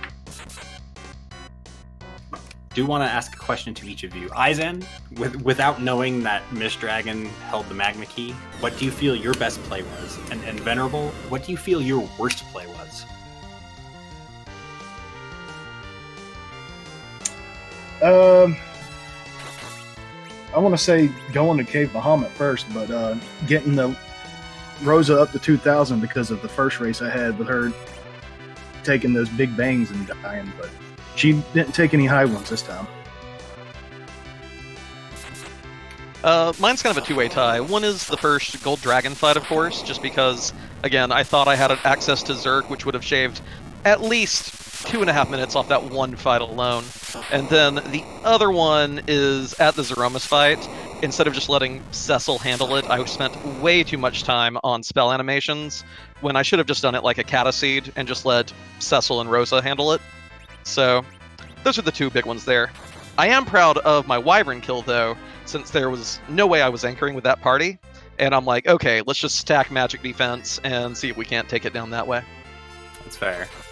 I do want to cut in really quick. Peasants finishing with a time of 126.39 in third place. Fantastic job. GG to Peasants.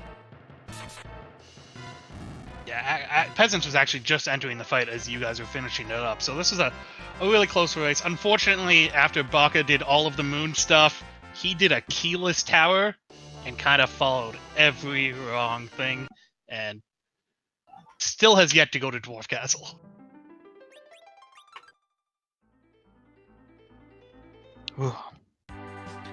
Well, I'm gonna dip out. Eisen, happy birthday. GG's again. Well, it's your birthday tomorrow, so happy birthday to you, too. Happy birthday to you both. And GG, fantastic run. Good job. Not All yet. right, I'm out too. So Thank you both for joining us, and GG again on the race, both of you. All right, and it looks like Baka is giving us music. Let's get hyped for Baka giving us music. He's the only one I'm excited, even though, unfortunately, it's not going to pay off. We still get music. Shout out to Baka. Yeah, like definitely this one, even if he knows that it's not necessary, he's probably seen the other duns. Figures, why not? Yeah, exactly. I mean, shout outs to Baka. I mean, I know how it feels to have people finishing like way ahead of you, and you're just like, oh well, where could it be? Like, what am I missing? And then you find it, and you're like, yeah, okay, that makes sense. But Baka continuing this out is fantastic. Very proud of Baka's play. We are joined by peasantsomfg. Congratulations on 3rd place. And Hey, thanks. I got baited by Luca and Baron again. yeah, you pretty much cleared out the entire Earth. Luckily, you went straight to that Bahamut cave on the moon. I always do top down, so at least there's that. Like I go Bahamut into top down, so that could have been much messier for me. But I'm pretty sad because I was like, before I did Baron, I was like, okay, I'm gonna do Baron, and I'm gonna go straight to the moon. And then I got Luca, and I was like, okay, I'm gonna do Luca, then straight to the moon, then Pan, and I was like, okay, Pan, then to the moon. And then once I got Twin Hub, I was like, nope, not doing it, and just went to the moon. Just a Well, quick moment, music is about to start. Okay.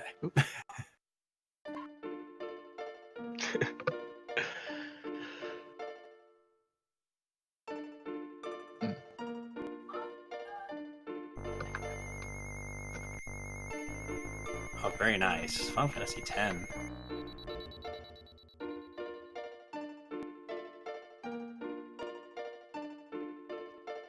Definitely a nice chill tune for us here.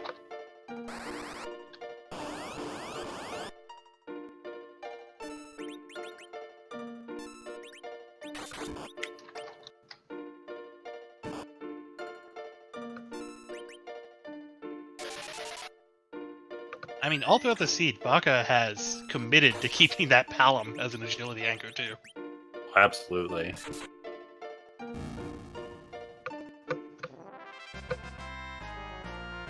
All right.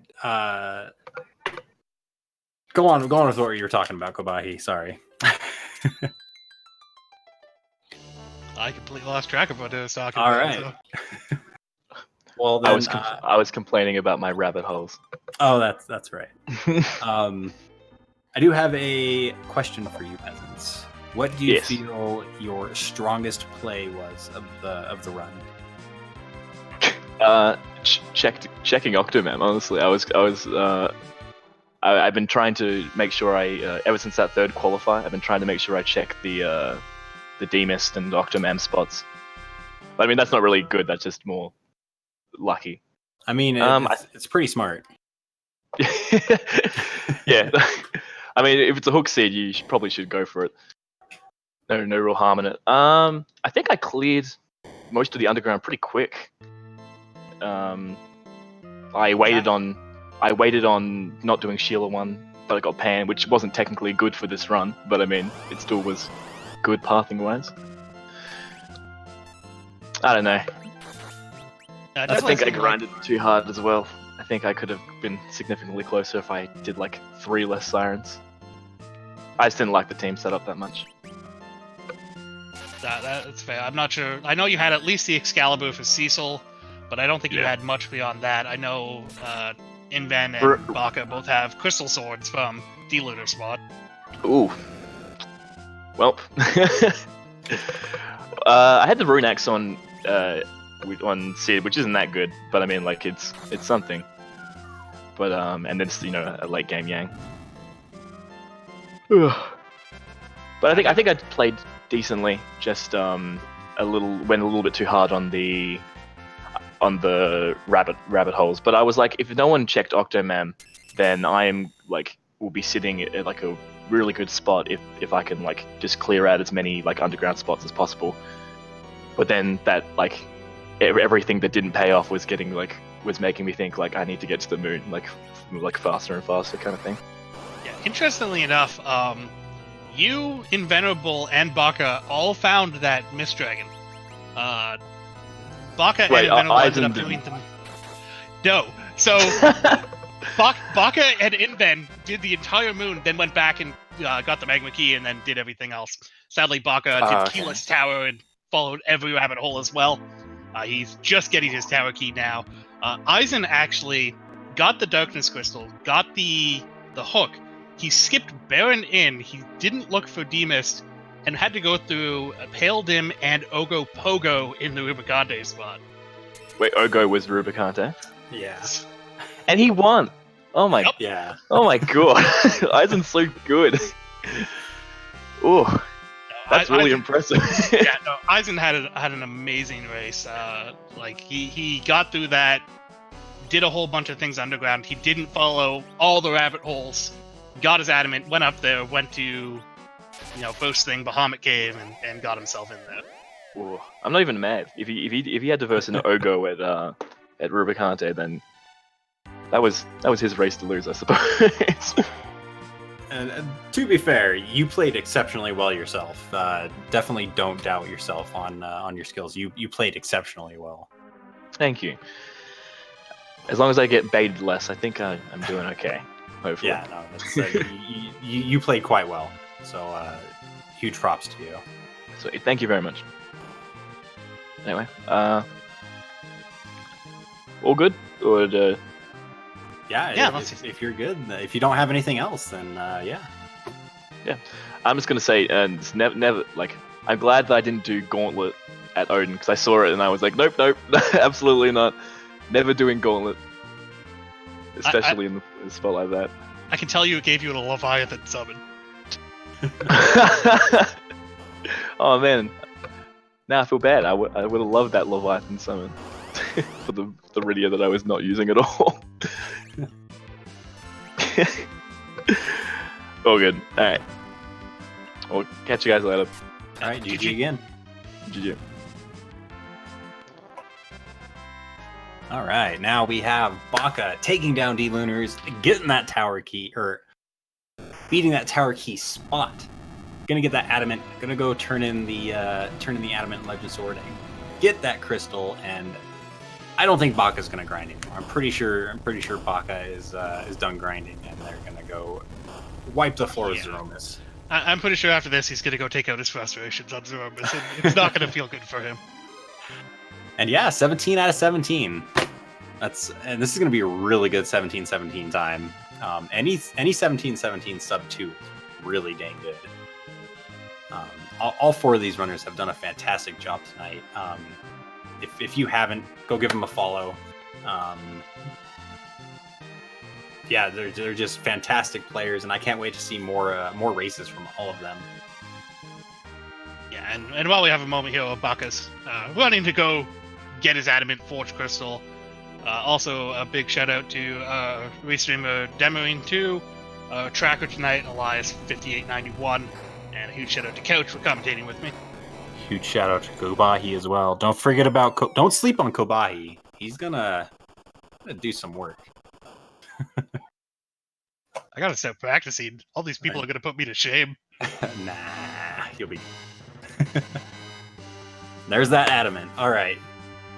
I'm sure Baka is a little disappointed right now seeing that show up there, but nature rando gonna rando. Sometimes you get unlucky, but man, fantastic job by Baka. This is fantastic.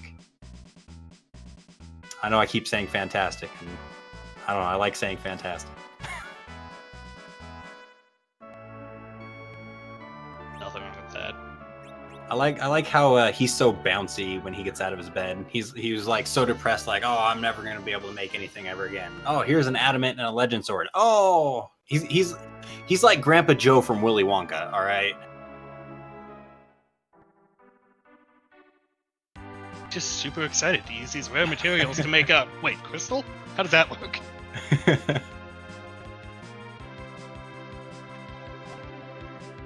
All right. Immediately going up, as I suspected. I'm going to go turn in that pass, get that quick, short trip to Zeromus. And I'm pretty sure this is going to be an exceptionally fast fight. Yeah. I mean, he's probably going to get some reflected nukes in here. We'll see, but like that's Cecil at level, 51? Yeah, that's... Going to make short work of Zeromus. Ooh, putting Rosa in the top slot. I think you'd leave Cecil up there for that. I believe the top slot has the quote-unquote agility boost. I think he's just doing it for ease of nukes off of a Starveil. That's fair. That's fair. Yeah, you take that lump of metal and you smash it into the old sword, and the crystal falls out. That's just the way blacksmithing works. I mean... Wait, so the crystal was just in the hilt of the sword the entire time? Why do we need him? Because Cecil's not very smart. Alright,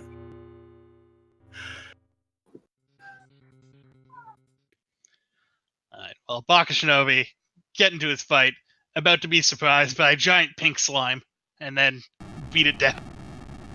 Oh yeah, definitely. This Zeromus fight's gonna go by relatively quick. Baka's fought all the Baka's fought all the bosses, except for Demist, the Demist spot, and the Kaipo in spot. I think those are the only two spots that Baka has not fought. Yeah, that sounds about right. So that's what, a 26 out of 28 and a 17 out of 17 with a sub 2, and if that's not good play, I don't know what is. Yeah, it's just the unfortunate thing of the randomizer. You know, you make all but one play, and that one play is what you need.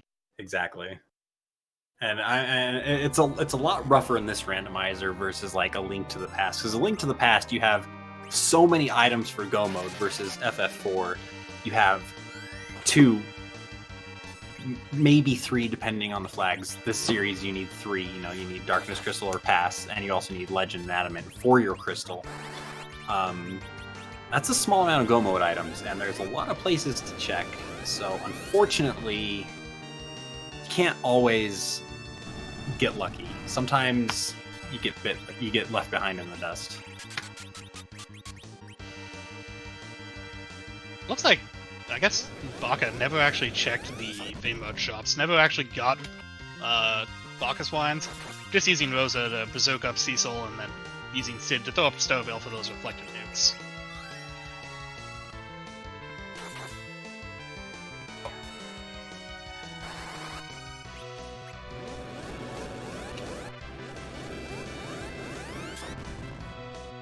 Looks like he's not even going to bother getting Sid any sort of berserk status. Just going to let the Crystal Sword Cecil and, you know, these 6,000 damage nukes go through, where that middle Jalum is not long for this fight.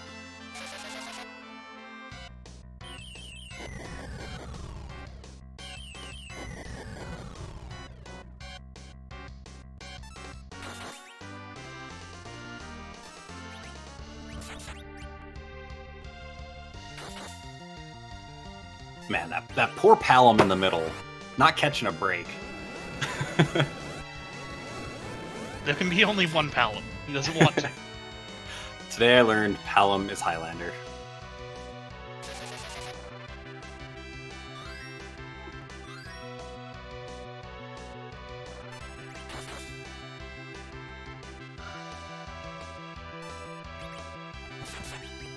You see that 6,000 damage from Cecil. He's just laying down pain like there's no other.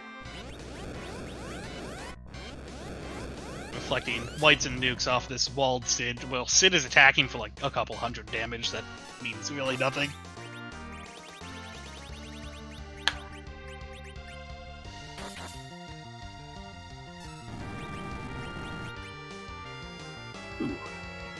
See Baka there is taking off the Rune Axe, putting on the Ogre Axe. The Ogre Axe It's a little bit more accuracy over the Rune Axe. Damage is less. So while you may be hitting for more hits, you may not get in as much damage. Just depends on the rolls, really.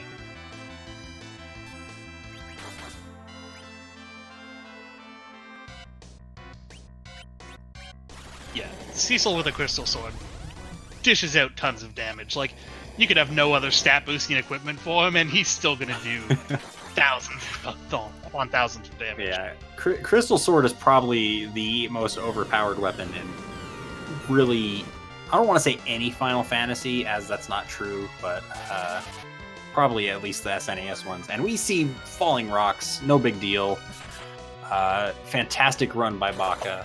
I mean, I don't think a lot of people could have played the seed any better than that with the routing that happened with Baka. And there's the GG to Baka. Fantastic job.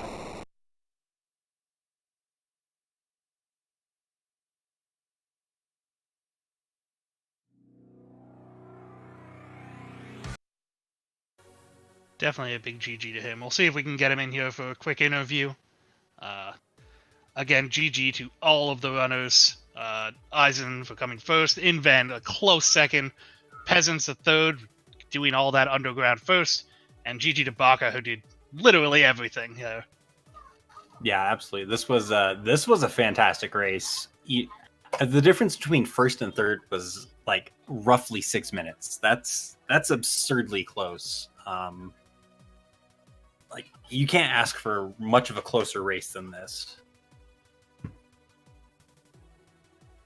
Yeah, like, Baka literally hit up every spot he possibly could in that race, except for, Vanilla D-Mist and Kaipo In. Like we mentioned, are the only things he didn't hit up. So doing all that and doing it in, what, an hour 44 is still very impressive. And we are joined by Baka. GG, Baka. GG on finishing and everything you did. A little sad that you did that keyless tower first. Yeah, that was... it wasn't the play yesterday. Wasn't the play today either.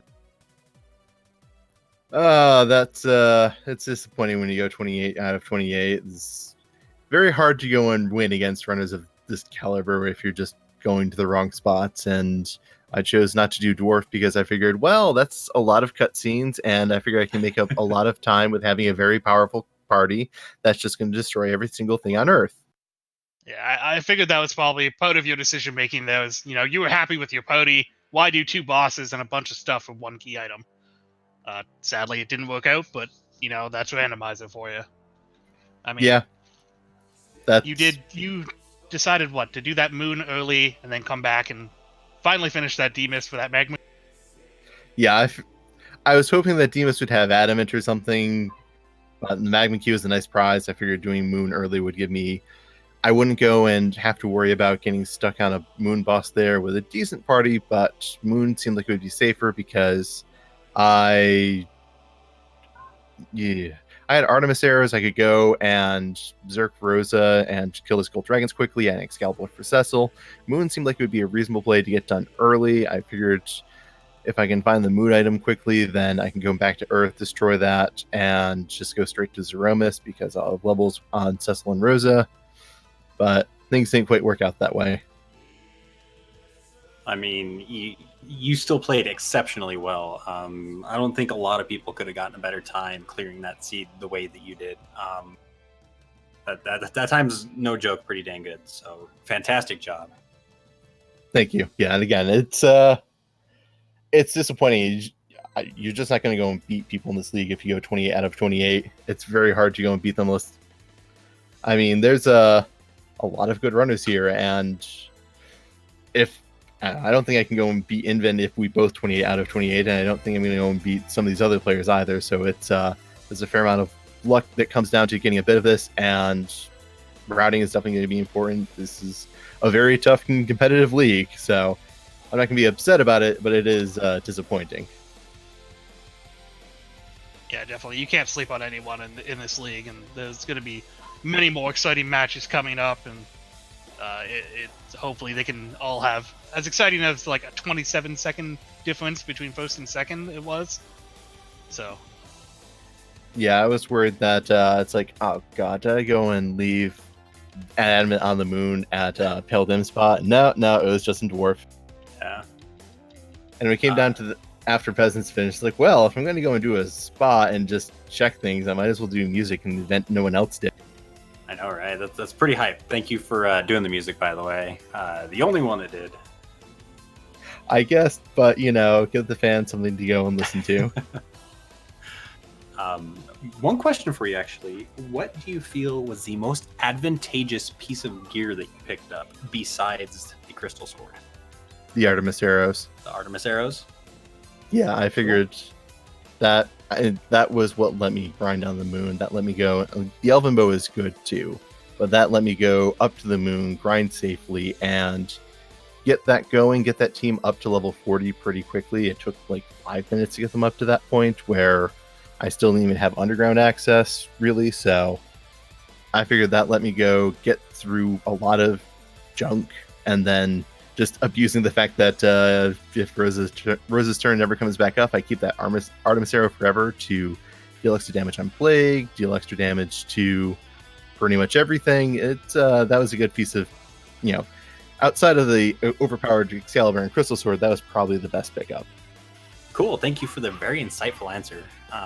Yeah, I would agree with you that the Artemis arrows were probably the most valuable piece of gear picked up besides that Crystal Sword. You're welcome. I'm always happy to go and talk about this. This is still a very fun game. yeah, one thing I would suggest to you, Baka, go back and watch this race. You'll be amazed at how Eisen won this. I'm sure it's going to be something interesting. I will give you. No, I'm not even going to do it. Just go back and watch it. It's quite the thing. All right, I'm going to have to see this then. Thank you. You're welcome. And Thank GG you. again, even on fourth, amazing play and showing us everything. Thank you. All right. Well, I believe that is it for us. Up next, we have Dragon Warrior Randomizer race coming in. I believe it's going to be, I want to say, Vonivon versus Silverfire. That's going to be a pretty hype race. Don't go anywhere. Dragon Warrior Rando is exciting. It is fun. It is full of laughs. But that's about it. Demerin is going to be the restreamer again. She's fantastic. But yeah, that's going to be it from us. Thank you again to Demerin, Khobahi, Elias, the whole Free Enterprise crew, everybody that has worked behind the scenes. Y'all are fantastic. Thanks for putting this on. I'm loving watching this so far. That's it for me. You got anything, Khobahi? No, you hit it pretty good. Thanks again to everyone. Thanks, Coach, and everyone that came here to watch tonight. And yeah, be excited for more matches. I think we have a couple-day break, but we'll have plenty more of these matches coming up.